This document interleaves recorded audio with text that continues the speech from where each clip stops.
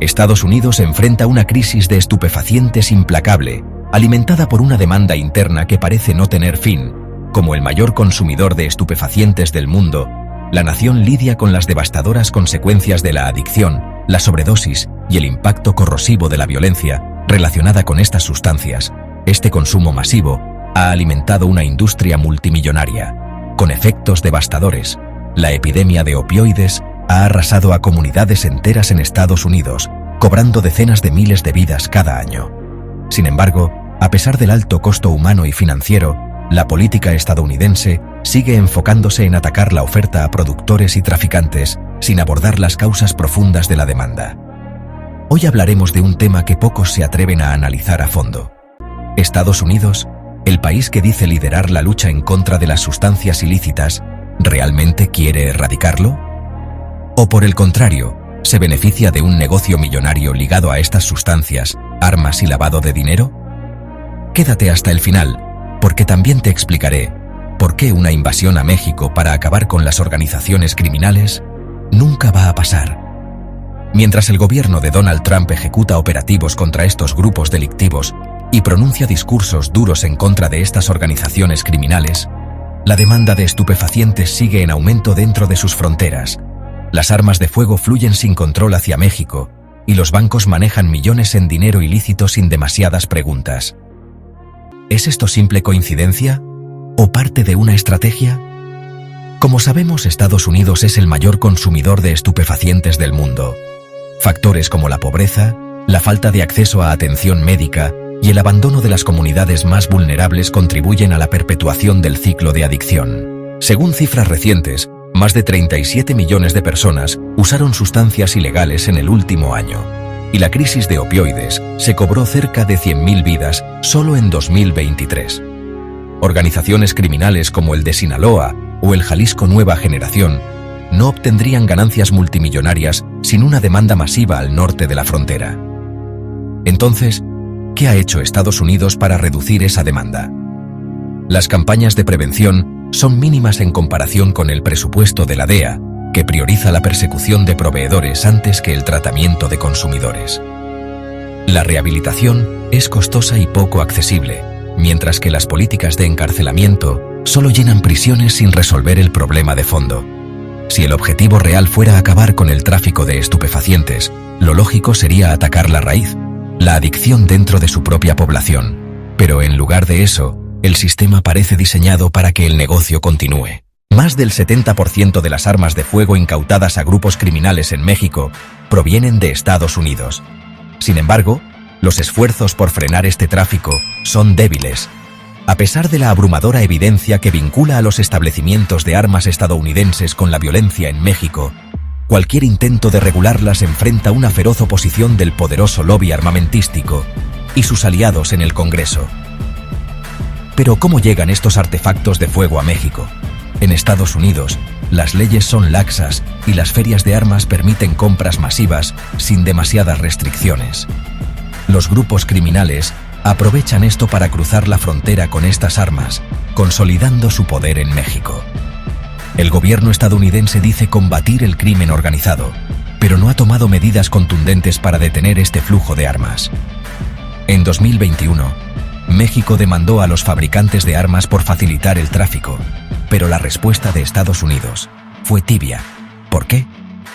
Porque la industria armamentística mueve miles de millones de dólares y cualquier restricción afectaría a empresas y votantes. Mientras condenan la violencia en México, estas armas siguen saliendo de su territorio sin impedimentos, y el crimen organizado no guarda sus ganancias en efectivo bajo el colchón. Las mueve a través de bancos, negocios y bienes raíces. El tráfico de sustancias ilícitas genera sumas enormes de dinero que deben ser lavadas para integrarse al sistema financiero. Aquí es donde los bancos estadounidenses juegan un papel clave. Instituciones financieras han sido implicadas en el lavado de miles de millones de dólares para grupos criminales mexicanos, demostrando que las economías de ambos países están profundamente entrelazadas. Impulsados por la búsqueda de ganancias y una cultura de desregulación, muchos bancos prefieren no cuestionar el origen de estos fondos ilícitos. Esta complicidad pone en evidencia la gran hipocresía del combate contra estas sustancias ilegales. Mientras Estados Unidos condena públicamente a los grupos del crimen organizado. Su sistema financiero sirve de refugio para sus fortunas. ¿Sabías que bancos como HSBC y Wachovia han sido multados por lavar miles de millones de dólares para grupos criminales sin que nadie fuera a la cárcel? En 2012, HSBC admitió haber movido 881 millones de dólares del crimen organizado, y su castigo fue solo una multa, insignificante frente a sus ganancias. Esto nos lleva a una gran contradicción. Estados Unidos persigue a jefes de la mafia como el Chapo, pero el sistema financiero que sostiene el negocio sigue intacto. Si realmente quisieran desmantelar el tráfico de estupefacientes, atacarían el dinero, no solo a los líderes criminales más famosos. Entonces, ¿por qué Estados Unidos nunca invadirá México con el pretexto de combatir a los grupos del crimen organizado? Algunos han promovido la idea de una intervención militar estadounidense en México, pero en la realidad, esto nunca va a suceder. ¿Por qué? Simple, porque el negocio multimillonario que genera el tráfico de sustancias ilícitas se le vendría abajo a Estados Unidos. Tal acción traería enormes riesgos y consecuencias que superarían cualquier beneficio. Además, la historia demuestra que la estrategia militar no ha funcionado en Afganistán ni en Irak. ¿Por qué sería diferente en México? La relación entre Estados Unidos y México es profunda y compleja. En lugar de soluciones militares, lo que realmente se necesita es un enfoque que ataque las causas del tráfico de estupefacientes, fortalecimiento de instituciones y creación de oportunidades económicas. Pero aquí está el punto clave. ¿Cómo se beneficia a Estados Unidos del tráfico de estupefacientes? 1. Justificación de gasto militar y control fronterizo. El combate de sustancias ilegales justifica miles de millones de dólares en presupuestos para agencias de seguridad y defensa. 2. Economía sumergida y lavado de dinero. El tráfico de estupefacientes no solo financia a los grupos criminales, sino que también alimenta una vasta economía clandestina en ambos países. Bancos y corporaciones se benefician del flujo de dinero ilícito. 3. Armas y violencia. Un círculo vicioso. Más del 70% de estas armas de fuego incautadas en México provienen de Estados Unidos. El tráfico de armas permite que los grupos criminales mantengan su poder, lo que a su vez justifica más inversión en seguridad y militarización. Mientras tanto, la adicción sigue creciendo en Estados Unidos, con más de 100.000 muertes por opioides solo en 2023. Sin embargo, la estrategia sigue enfocada en la prohibición y la persecución de traficantes, sin abordar el consumo interno ni invertir en prevención y rehabilitación, lo que genera la violencia en México, alimentada por armas y dinero proveniente del vecino del norte. Estados Unidos condena el problema en público, pero en privado lo mantiene funcionando. ¿Qué se necesita para un cambio real? 1. Atacar el lavado de dinero.